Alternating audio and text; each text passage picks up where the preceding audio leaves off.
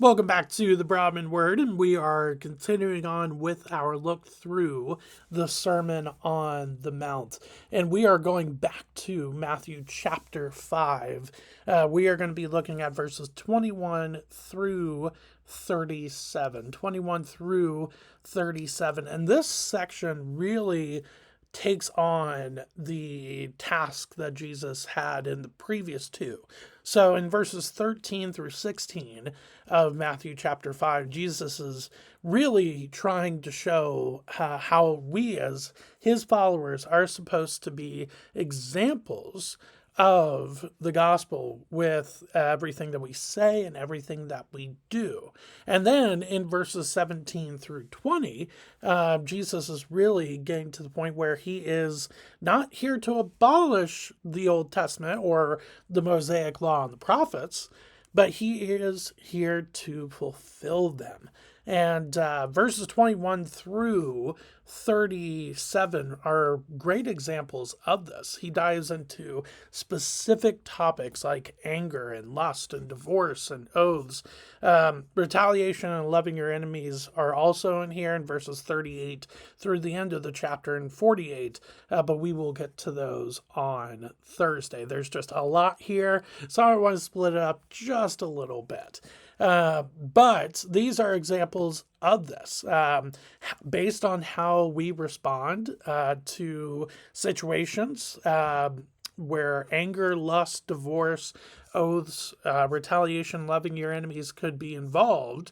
It is a great example of our witness for why we follow Jesus. It also this section also shows how Jesus is here to fulfill the law. He takes the things that are said in the law, but goes deeper into it. It doesn't mean he changes it. It doesn't mean that he takes it away or destroys it. It just means that he is expanding on it. It just means that he is diving deeper into it. And now he is teaching the crowds that are before him and his disciples that exact same thing. So, Matthew chapter 5, verses 21 through 37. We're going to start with verse 21. You have heard that it was said to those of old, you shall not murder, and whoever murders will be liable to judgment. This phrase here, you have heard that it was said to those of old, is absolutely repeated in verse 21, verse 27, verse 31, verse 33, verse 38, and verse 43. So the idea is, okay, you know something from the law, whether it be you shall not murder, you shall not commit adultery. You know some of this, but I want to go deeper into it. Yes, it's good to not murder. Yes, it's good to not commit adultery. But what does that mean exactly? Let's dive into that. I think that's exactly what Jesus is trying to do here, which would be something very unique, something very just captivating. That it's not just, hey, we're just going to talk about the words of the law, which are good. You shall not murder is good, right? So that's good. But Jesus is showing his authority, being the Son of God. He is trying to show his authority through this, and it is definitely coming across. But let's continue in verse 22. So you shall not murder, and they've heard that, right? But now let's go deeper. Verse 22. But I say to you that everyone who is angry with his brother will be liable to judgment. Whoever insults his brother will be liable to the council, and whoever says you fool will be liable to the hell of fire. It's not that Jesus is lessening the charge of murder. It's not that Jesus is saying to go against you shall not murder. Not at all. It's talking about the liable to judgment aspect. Yes, murder should be liable to judgment, but there's a lot more that goes into murdering than just murder itself. A lot of times there is underlying factors. And Jesus is touching on those. But the other big thing that he's touching on here too is sinful anger has judgment to it. It has consequences.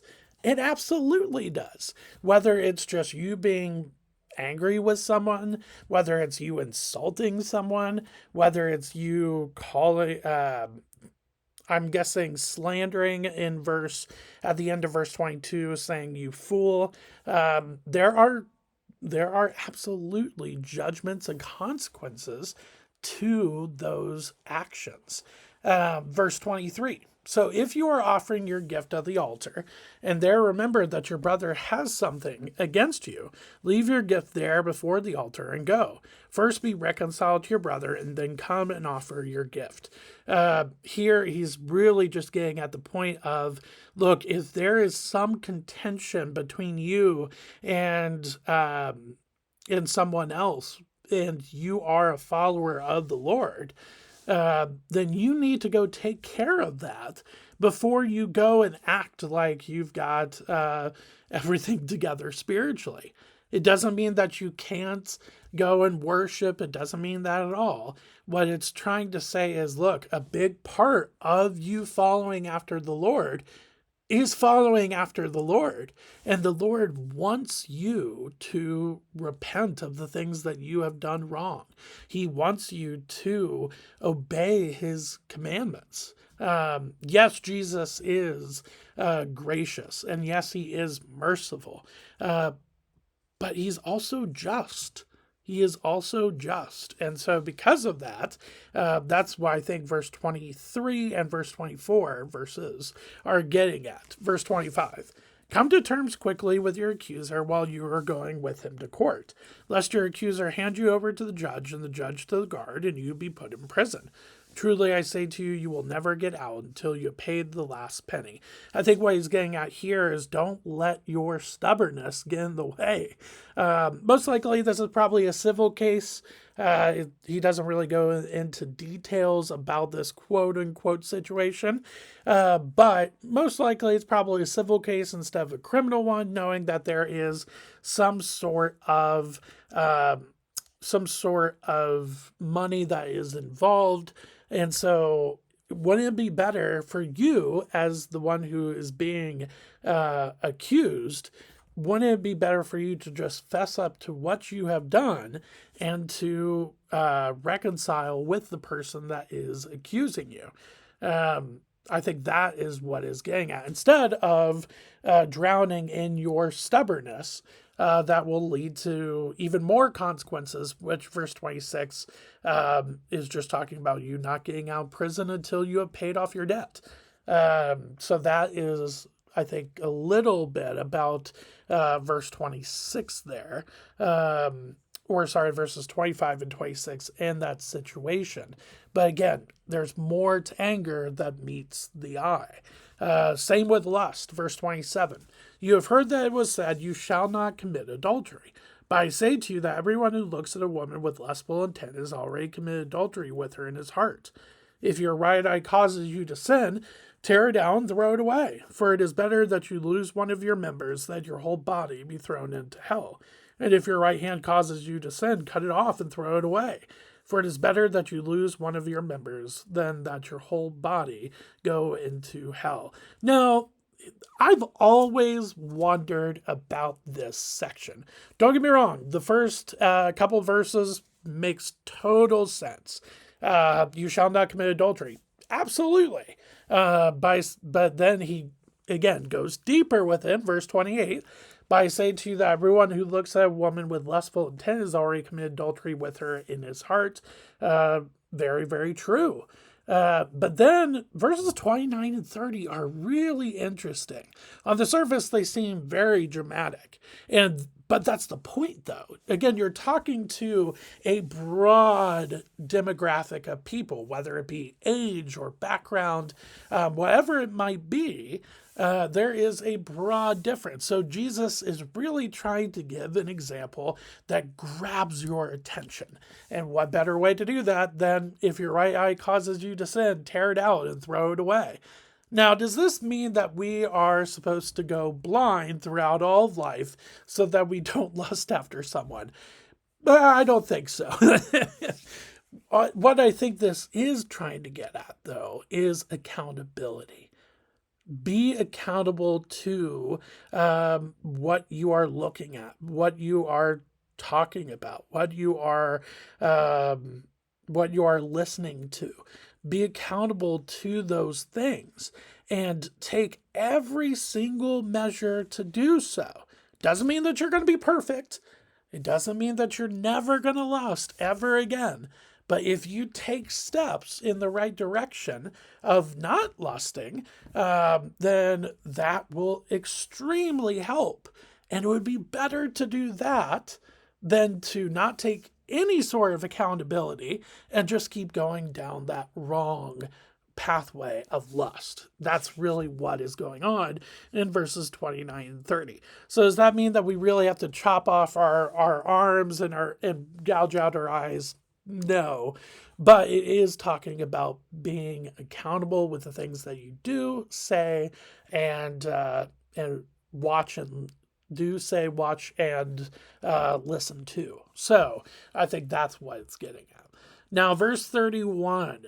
It was also said, whoever divorces his wife, let him give her a certificate of divorce. But I say to you that everyone who divorces his wife, except on the ground of sexual immorality, makes her commit adultery, and whoever marries a divorced woman commits adultery. Again, this is a very difficult section to talk about, mainly because of the emotions behind divorce. Jesus is not saying, by the way, to not get divorced entirely. There is this, what we call exception clause in verse 32, except on the ground of sexual immorality. Now, some have questioned abandonment as being a part of sexual immorality. I do believe that abandonment is immoral. And so I personally do put abandonment as part of this exception clause.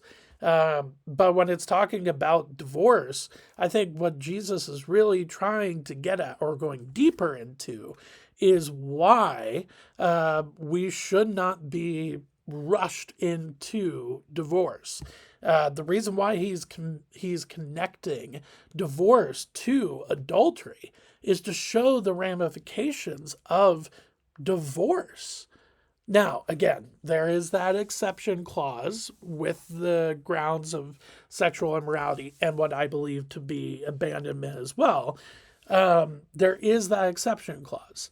However, on the most part, what we're trying to get at is this. If you have a couple and one of them wakes up and says, I no longer like my husband or my wife, whoever that might be, then it doesn't mean they could just wake up and go, I want a divorce. Now, that I think is exactly what Jesus is talking about here.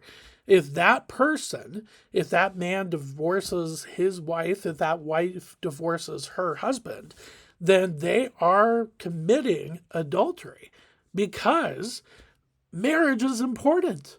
Marriage is biblical. Marriage is godly. Marriage is difficult. Marriage is a journey.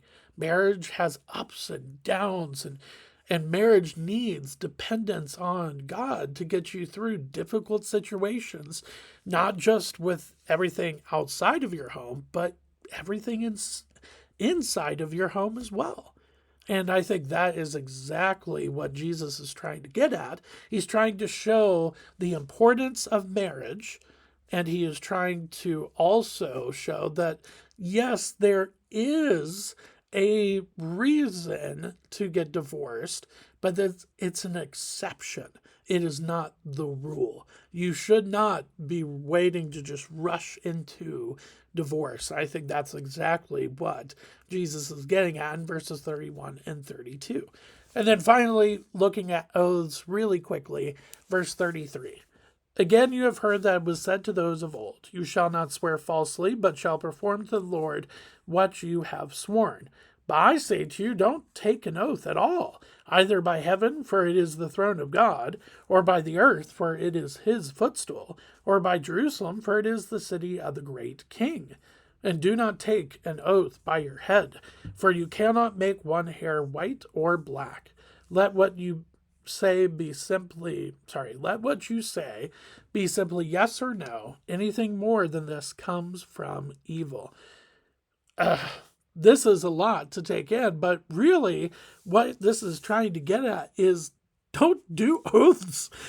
Like, we have seen throughout the Old Testament, I think this is exactly what Jesus was thinking of when he said this. Every single oath in the, well, not every single, but most oaths in the Old Testament come back to bite that person, because they don't understand that when you make a promise to God and God makes a promise to you, that is a very big agreement. And do not take lightly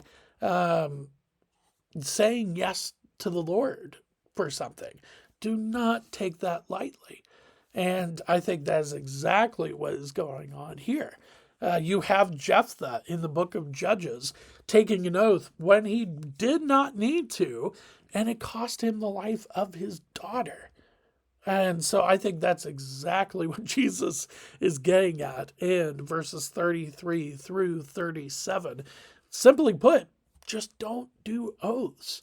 Let what you say be simply yes or no. Anything more than this comes from evil. Again, that sounds very blunt. Well, because it is. If somebody asks you to do something, you don't go, oh, I swear I will do it by the Lord. No, don't do that. Just go, yeah, I could do it. Or no, I can't do it. Or, hey, could you give me a little bit more time and maybe some more information to see if I can do this or not? That would be so much better than just saying, by the Lord's, by the by the promise of the Lord, I will do this. You don't need to go into that.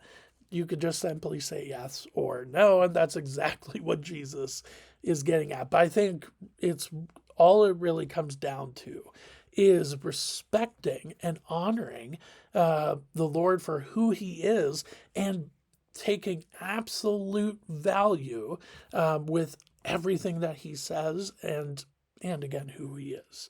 So I think that is a little bit about oaths and why you should do them.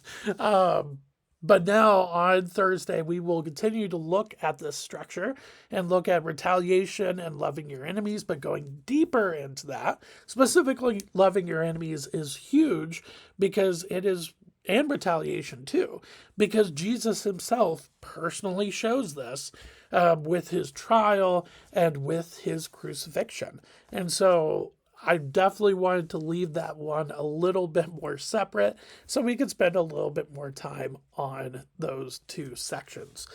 So we will come back to Matthew chapter 5 and wrap up Matthew chapter 5 on Thursday. But thanks for spending a little bit of time with me today as we go deeper into things like anger, lust, divorce, and oaths. And thank you for being here, and I will see you on Thursday. Thanks.